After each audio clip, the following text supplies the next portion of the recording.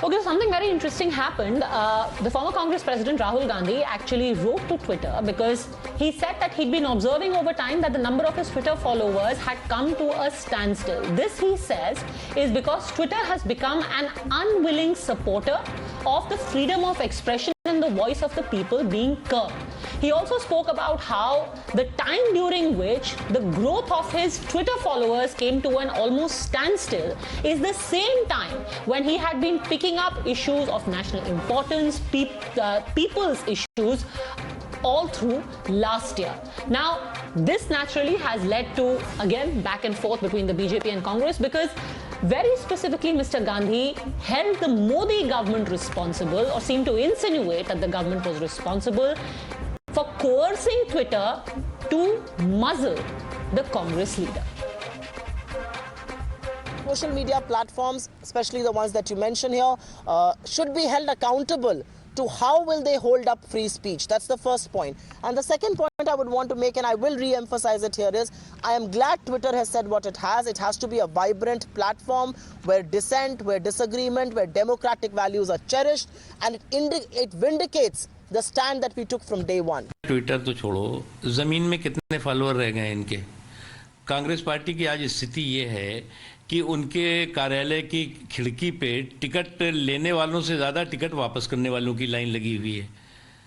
आज जो है कांग्रेस की स्थिति ये है कि आज जो है वो परिवार के घोंसले और पप्पू के चोचले में सिमट सिकुड़ चुकी है। अब फॉलोअर आप ढूंढ रहे हो। You're watching the News Hour at 10, debate number 2 on Times Now, Super Prime Time.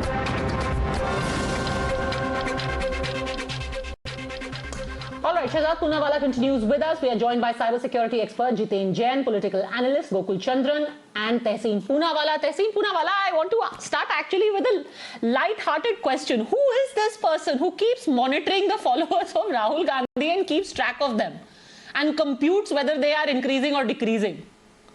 Who is this person? No, all politicians and all politicians do have people who look after their social media accounts, and I think that's a good practice. You must have data of your account. So I think, I'm a very small person, but even I look at my followers, how it goes up in a monthly average. So I think that's something that all politicians do. I know Prime Minister Modi does it, and I know who does it for Prime Minister Modi. So I think all politicians do it. I think that should be respected.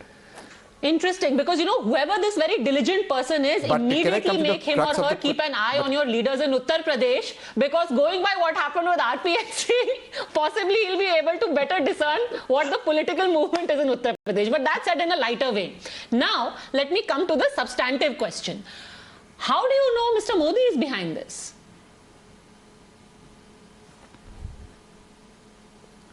No, there is more to this than that meets the eye. From January 2021 to August 6, 2021, the average followers of Mr. Gandhi were that used to increase about 4 lakhs per month.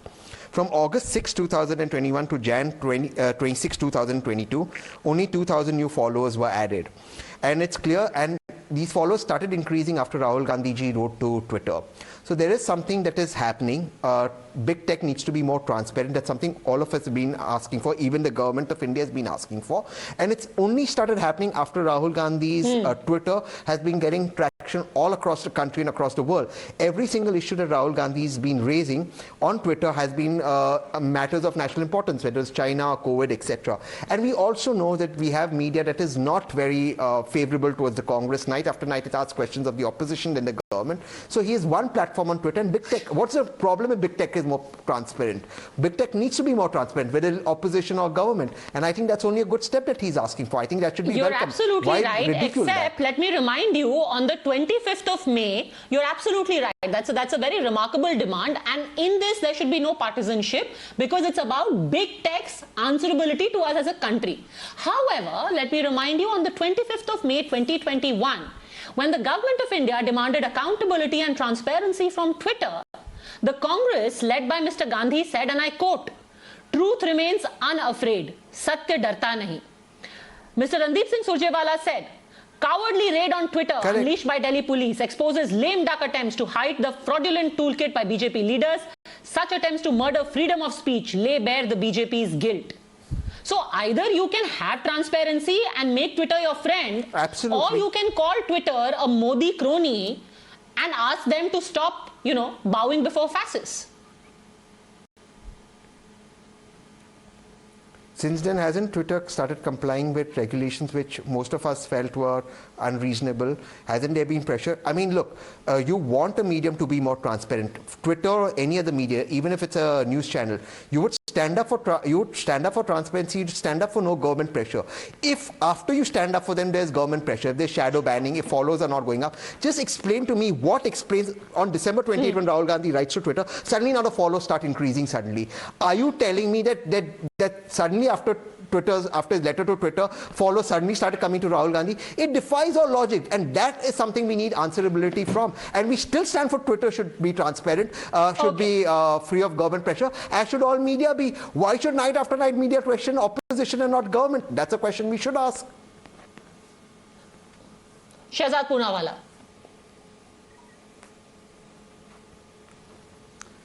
Padmaja, I hope I won't be interrupted by any trolls on this debate, but having said that, party is in tatters, leader is busy in Twitter. Imagine today, before Rahulji's letter reached the entire universe of Twitter, by that time the Uttarakhand former president had left the Congress, one Karnataka stalwart leader left the Congress, 5 MPs in Punjab were revolting against the party, and MLCs have gone from Congress to NCP, and the priority of this leader is not party in tatters, it is his politics on Twitter. And I agree that his entire politics has now been reduced to the universe of Twitter because Jameen par to kuch hai nahi. I will, however, agree to one thing for Tehseen Poonawala and the Congress ecosystem on Twitter, that yes, you can blame us for one thing. We are stealing your followers, but those followers are on the ground. We are stealing your voters because A, they have realized that Rahul se to ho nahi paega. Only the party that can deliver is BJP, and therefore your voters on the ground are definitely coming to us, and they are no longer they are following you. They have unfollowed you, and I wonder if tomorrow you will write a letter to the election commission complaining about that too. But having said that, let me come. He says, yeah. No, just a second. Are you saying it's a complete coincidence that last 1 year there remains a freeze on his followers? The day he writes to Twitter, suddenly there's a jump.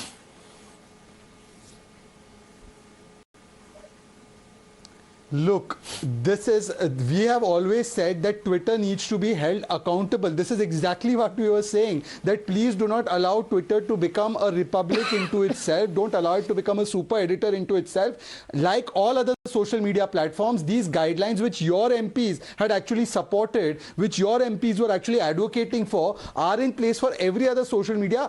Let's have Twitter to be accountable. These were the people who were giving a clean sheet to Twitter and saying कि ये तो poster boy of dissent है, ये तो poster boy of free speech है.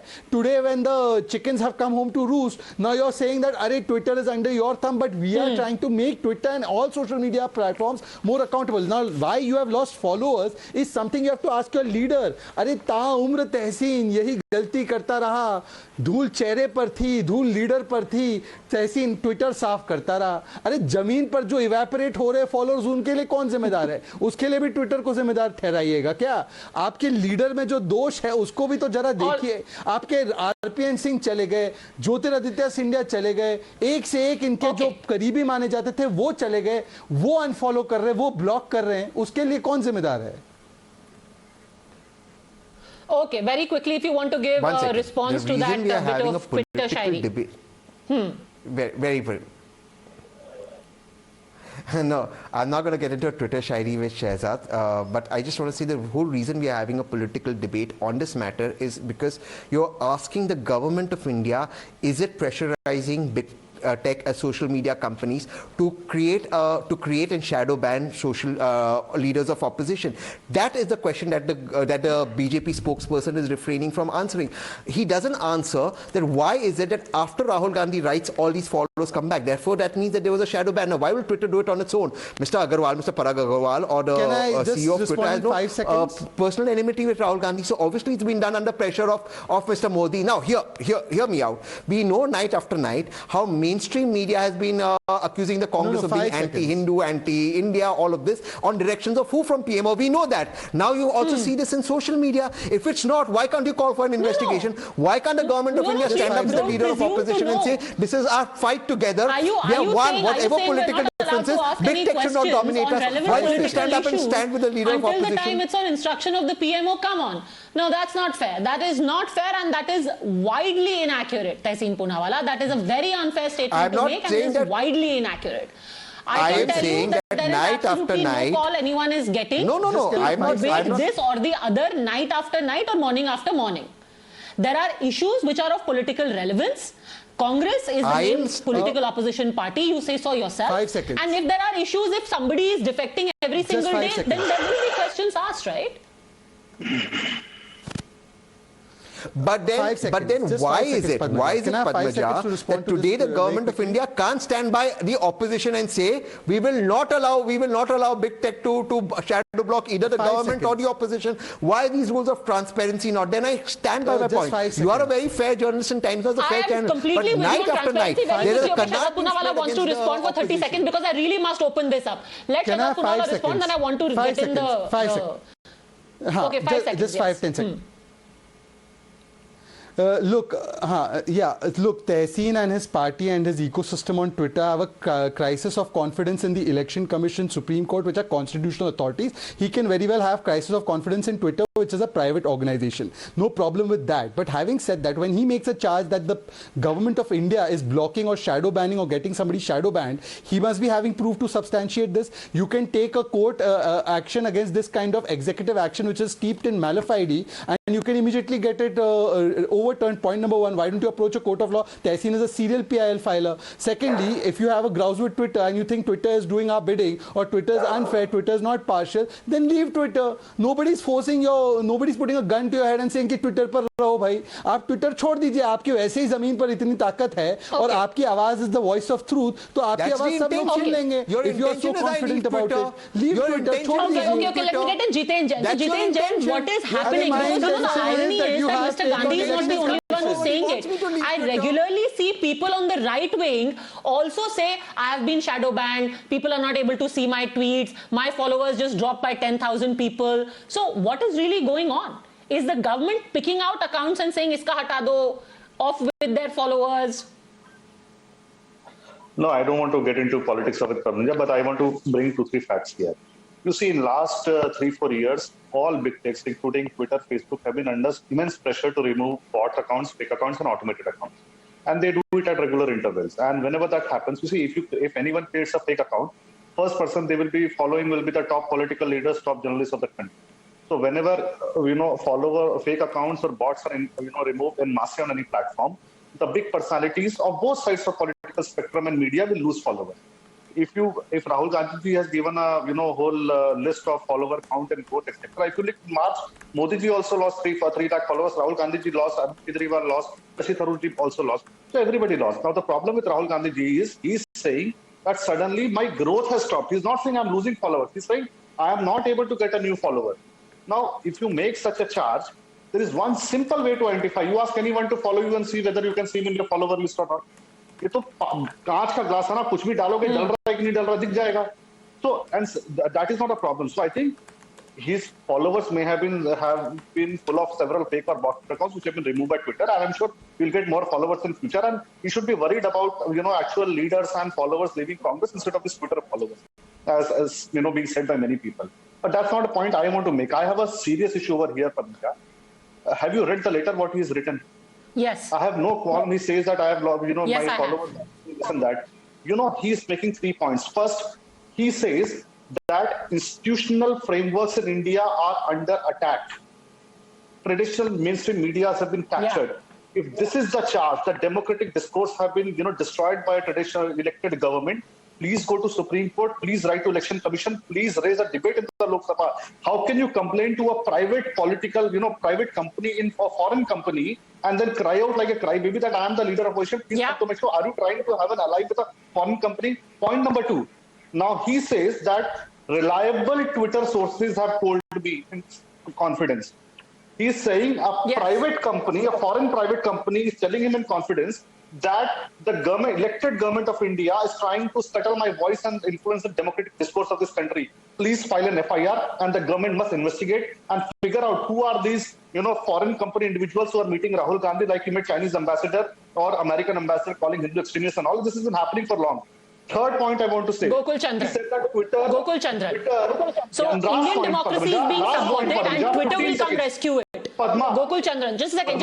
He also okay, 15 seconds only, please. Yes. The idea of India has been destroyed.